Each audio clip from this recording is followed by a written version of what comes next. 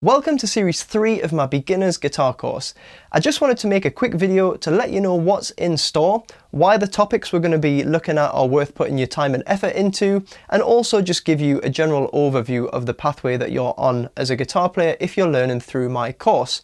Now obviously this is Series 3. In Series 1 and 2 we learned a bunch of basic chords and strumming patterns and jammed along with a few fun songs, so if you're still trying to get to grips with playing your first few songs, it might be worth checking out those lessons as well.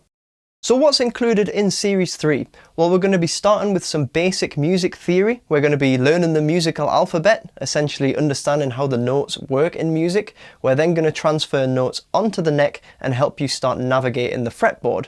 Following that, we're going to look at a bunch of lead guitar techniques. We're going to be looking at string bending, hammer-ons, pull-offs, slides, alternate picking, string muting, and much more. Don't worry if you don't know what all of those mean, because we're going to do a deep dive on each one. And I also just want to make a point at this stage that if you're, for example, like an acoustic guitar player whose long-term goal is just to strum a few chords and sing along with some songs, I still think this basic lead guitar stuff is essential for your development, even though the reasons might not be super obvious, but I'm going to get into all of that. So basically, if those are your goals, don't discount this area of guitar. Just like how in Series 1 we learned the chords and strumming patterns necessary to play the songs in Series 2, in Series 3 we're going to be learning the theory and techniques that you need to play the material in Series 4, which is essentially going to be a bunch of super famous and fun riffs, as well as some songs where we're going to learn the lead and rhythm parts, so you can interchange the two and see how they work together. So why is all this stuff going to be important? Well, we'll start with the theory, because theory tends to scare away a lot of guitar players, but honestly it's not that difficult, and I'm going to break it down for you as best I can and give you an understanding of the fundamentals of music, which is going to serve you really well in the long term. I think a lot of guitar players end up finding theory quite daunting because they've put off learning it for so long, which is why I think getting your head around it at this early stage is really helpful as a guitar player.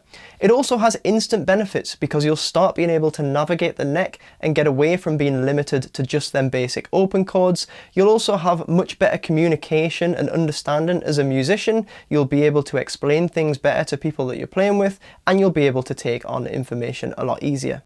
Now there are long-term effects to this as well. I find that a lot of the intermediate students that come to me are struggling because their theory's holding them back. Essentially what happens a lot of the time as a guitar player is your technique and your repertoire reaches a really high level, but you're held back because the theory is still quite basic, and you have to spend a long time bringing that theory up to the scratch so you can then progress everything together. Whereas if you just start learning theory from the off, you won't have that problem. So what about the riffs and the lead guitar stuff? Well, I think this is important for all guitar players because it forces you to listen in a lot of detail and start developing your ear. So even if you are a strummy style guitar player, I still think this is really important because you start hearing the music from a melodic point of view and you start getting used to how melodies work in context of chords. For example, some melodies start before the chords actually kick in. Others might leave big gaps between phrases, and it means you get used to feeling these characteristics, and then you can support those melodies appropriately in your strummy chord playing. Remember, the majority of the time chords are there to support the melody, whether it's sang by a vocalist or played by a lead guitar player or some other kind of instrument. So if you're ignoring the melody, you're kind of missing the point. And I see a big difference, even in my acoustic guitar students, between the ones who put the effort into this side of things and the ones who don't. The ones who do put the effort in tend to learn things a lot quicker, they have a lot better musical awareness, and their timing and feel is better.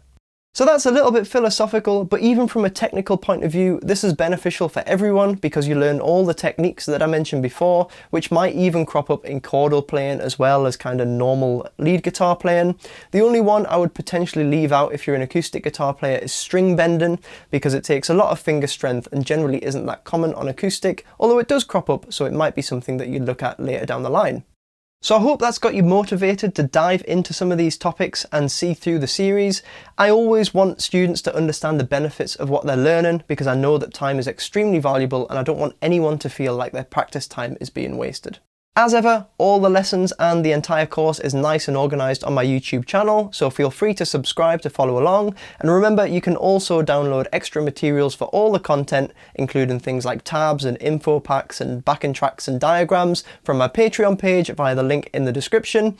I hope you'll join me in Series 3. I'm looking forward to getting started.